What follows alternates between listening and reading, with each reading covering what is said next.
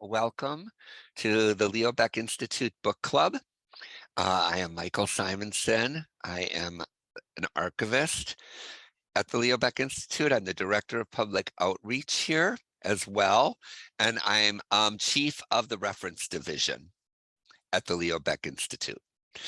I wanted to welcome everyone today, and I want especially to welcome our guest, Mimi Schwartz, who is the author of the book we have just read, Good Neighbors, Bad Times Revisited. I'm going to give a short introduction to Mimi.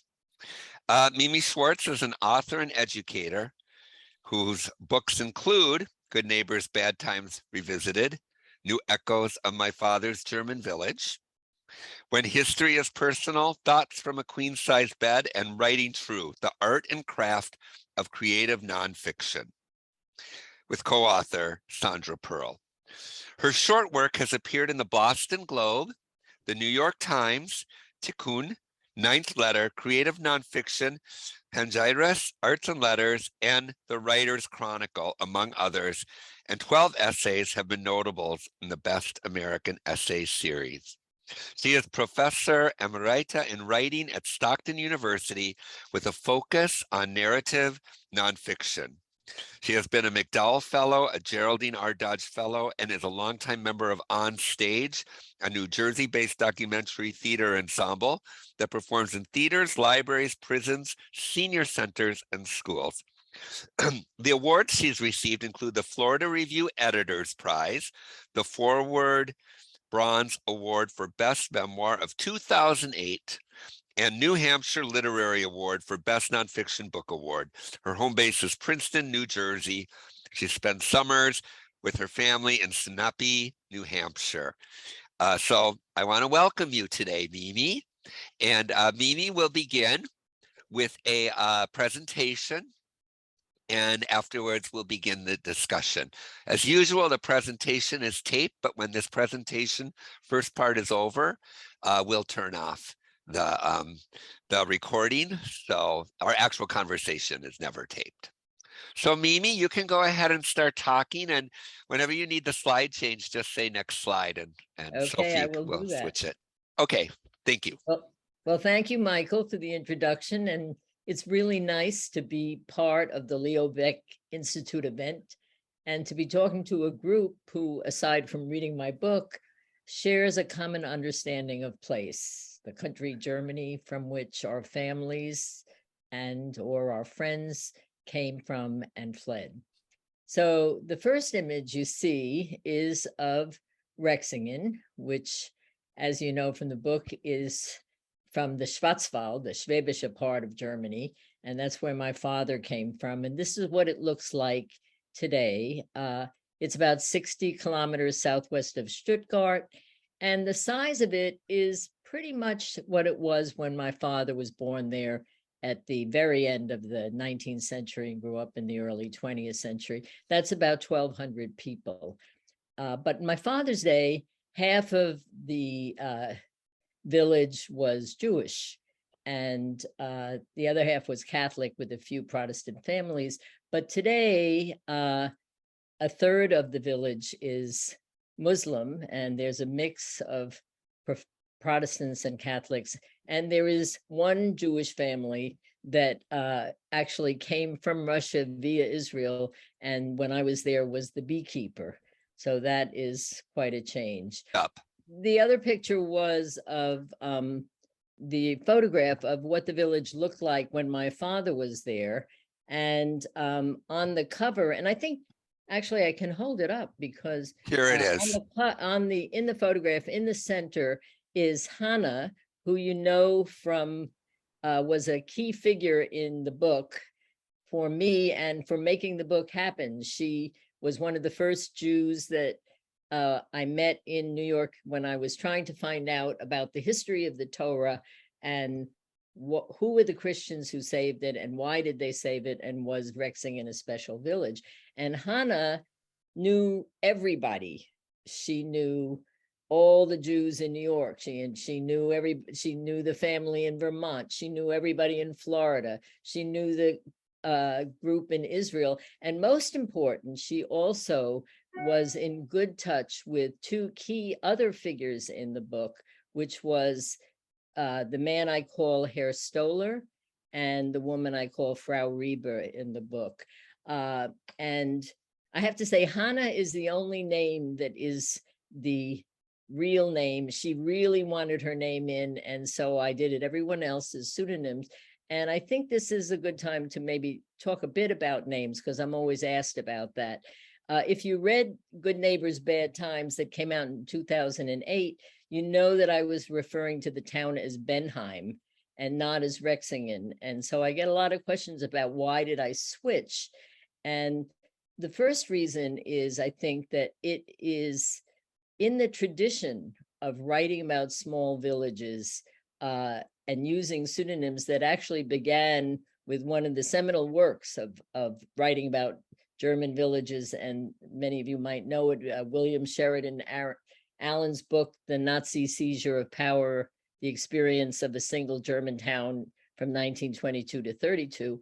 And there are other popular books, I'm sure some of you know, Village in the Vaucluse, Levy's Christ Stopped at Ebola.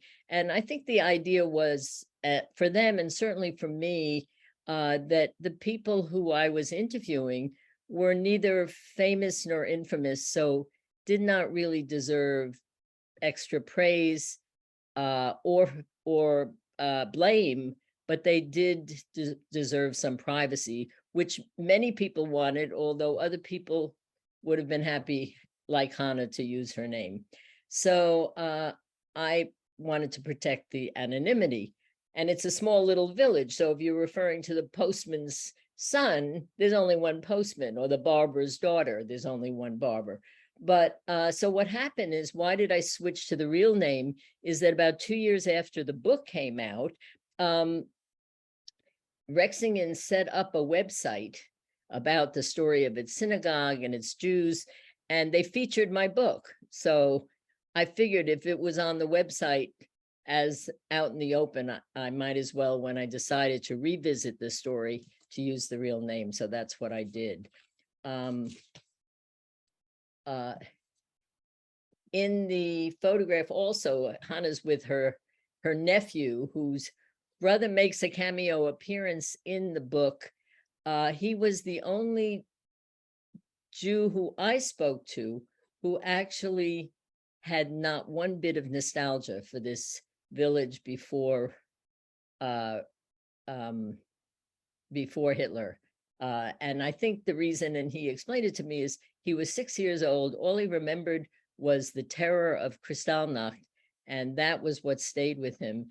And what I began to learn from that, and learn more and more as I did more interviews, is that what you remember also depends on how old you were. So if you were 6, or if you were a mother with children, or if you were an older person, the way that you remember the same event would be changed by that.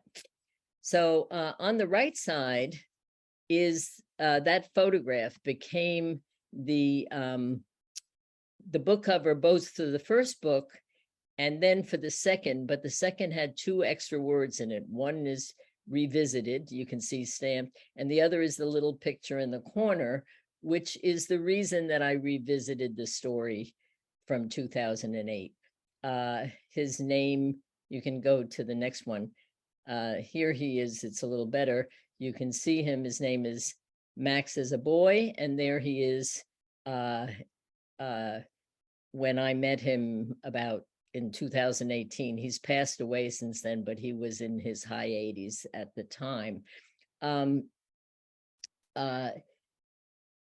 So he lived in the village as a little boy. He left, grew up, born in 1930, grew up in the Third Reich, married an Australian, read my book 10 years after it came out, and wrote me that my father was right.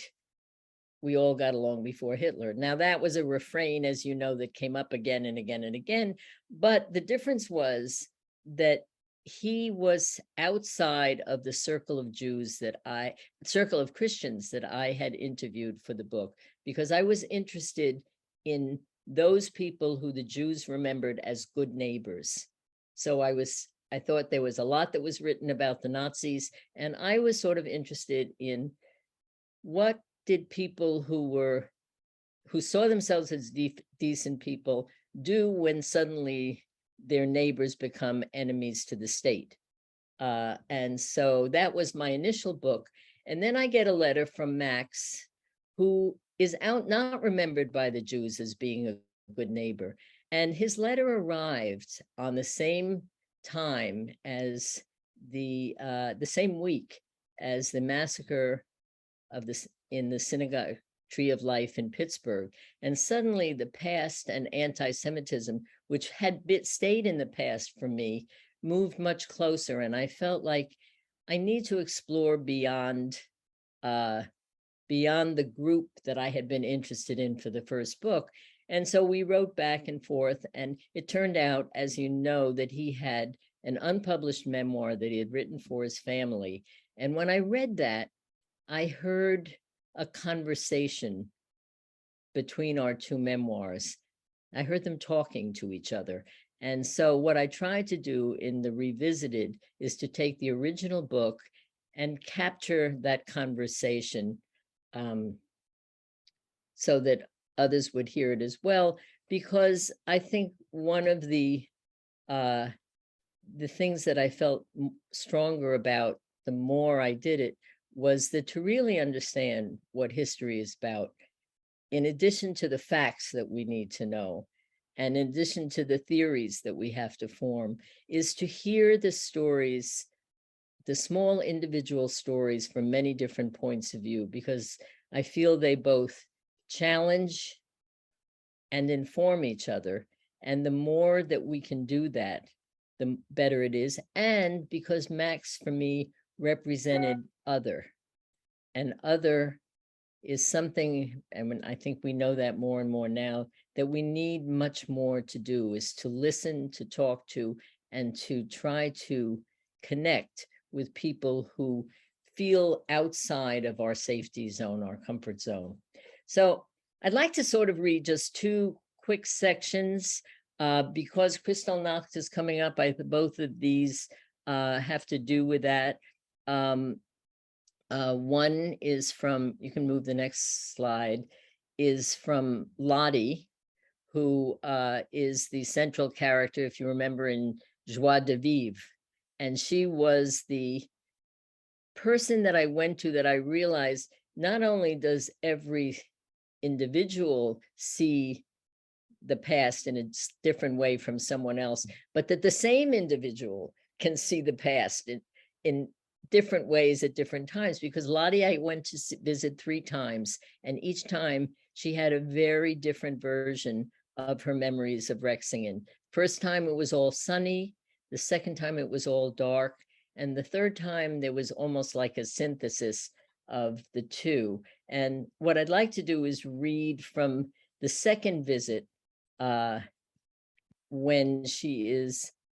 I came back, and I was quite surprised at how different the story was from the first time.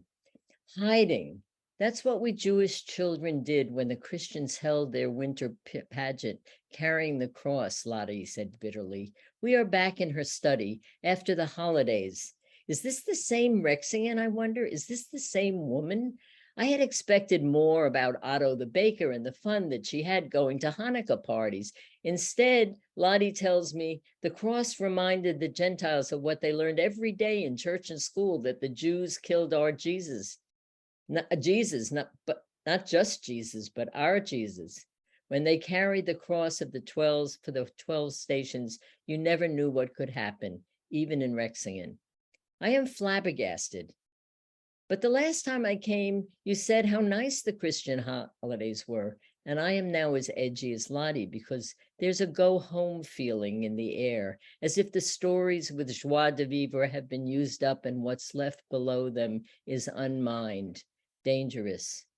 Would you like to stop the interview? I asked, not wanting to unleash emotions she can't handle. But Lottie shakes her head, no, please, and puts her hand on mine. We continue the conversation filled with pauses. I tell myself this is her choice, not mine, but still feel like a scavenger of misery. Lottie tells me about one Shabbat dinner soon after Hitler when came to power in 1933. The table was aglitter with candles and her mother's good dishes when there was a knock on the door. 3 men wearing brown shirts, strangers, came in looking for guns and ammunition. They turned the house upside down and took my father's sword from World War I, saying no weapons are allowed for Jews anymore. At least they didn't take him away as they did Fritz Weiss, who had a revolver because he traveled at night. Who did this? Were they from Rexingen, I asked. Lottie didn't think so. Were they the same people from Sulz who burned the synagogue on Kristallnacht? She doesn't think so. But I was a child, remember. I knew only what the adults,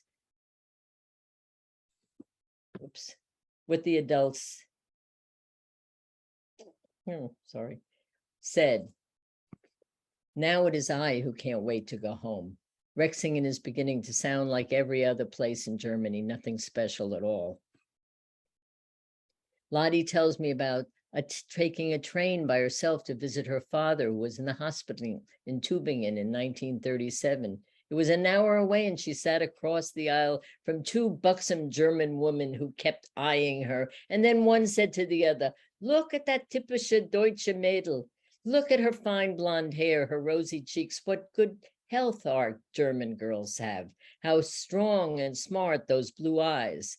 Lottie delights in this irony until she remembers the Nazi flags draping in the Tübingen doorways and the great fear she felt walking past them. She hadn't felt that danger in Rexingen, at least not before Kristallnacht and the arrests. "We all just pretended," said Lottie sadly. "We all ignored the signs. You were in denial." Sorry about that. Yes, of course. Looking back, yes. But back then, Rexingen was not so bad, she insists. It wasn't like Tübingen or Nagold, where my cousin worked. When she came home to say goodbye before leaving for America, I heard people, not just my father, say she shouldn't go, that Hitler will pass. Of course, my mother shuddered.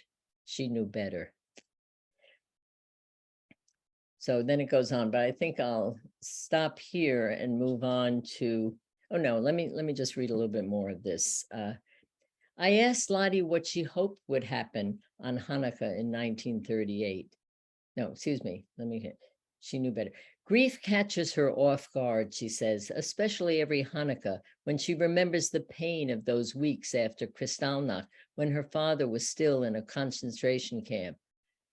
I would never tell my family that. She looked so sad. For them, it's a happy time of presents and cooking things, but I feel only the loss of childish hope.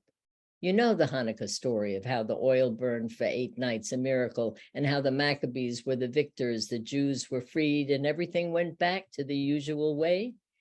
I had so much hope for the same thing would happen that year, but it didn't. My father stayed in Dachau, and when we were in Rexingen, then living from one day to the next, we never were knowing what would happen. But every night we had faith. We would light the candles and sing Meo Tsur. It was so pitiful. You didn't know what would happen. I asked Lottie what she hoped would happen on Hanukkah in 1938, that the bad would all go away. Her voice was flat. That things would go back to how they were. Hitler could be overthrown. They would change their minds. You can't imagine the illusions that people live under. And it was that Hanukkah was in between the first and second visit that she then had changed from this sunny remembrance of Rexingen to the darker one. So that was a factor in the way she told the story. And now let me read a little bit of Max's version, what he remembers as an 8-year-old boy, from his perspective on how the Jews were, what they were feeling, what he felt about the Jews at that time. Kristallnacht brought about a very different way of life. Most Christians being ashamed of what had happened, the Jews not trusting us anymore. They stayed in their houses most of the time, and they were made to wear the Star of David on their clothes when they appeared in public. Their businesses had to display signs stating that inside is a Jewish-owned business. The Nazis glued placards on those houses urging Germans don't buy at Jewish businesses, which of course the Jewish owners weren't brave enough to remove. I was always told to treat Jews the same way as everyone else, but that estranged feeling stayed with me. I used to feel uneasy when I met Jews on the road. Some of our Jewish neighbors also showed their annoyance at us. There weren't many friendly smiles anymore. I suppose they didn't know what they did wrong to be treated like this. They had lived their lives as they were brought up, and they never heard any Christians in Rexingen. Every now and then, one or two families disappeared. They would go across the Swiss border, then go to Portugal, and from there to America or England. 2 or 3 months after they left Rexingen, someone heard that they are in London or in America. Further down the street, there lived a couple of girls my age, and that was their plight. When I heard about it, I felt sorry for them, as I knew they couldn't speak English, and I said to Mum, but they can't talk to anybody. And Mum said, they can't speak to anybody here either.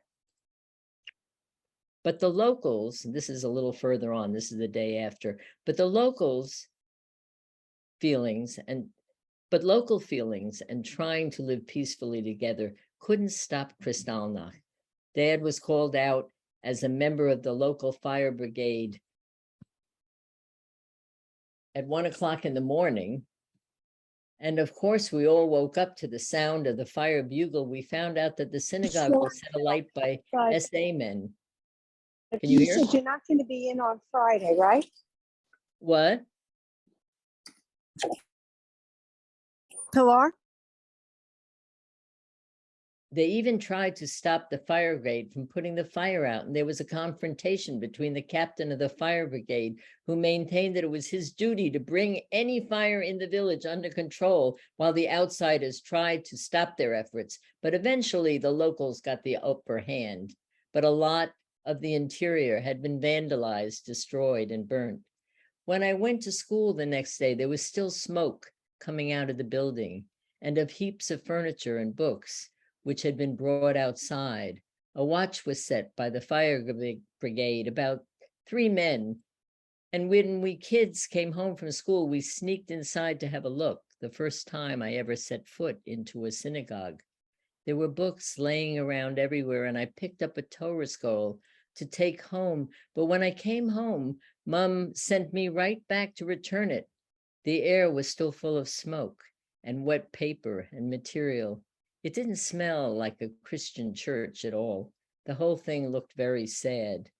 And then, and I'll end with this this addendum that the son of Max writes, who's in his 60s, and 70 years and a generation later, he says, I hope you will forgive my father about the Torah scroll, but he was just an inquisitive 8-year-old boy, and his mother insisted that he take it right back where he found it.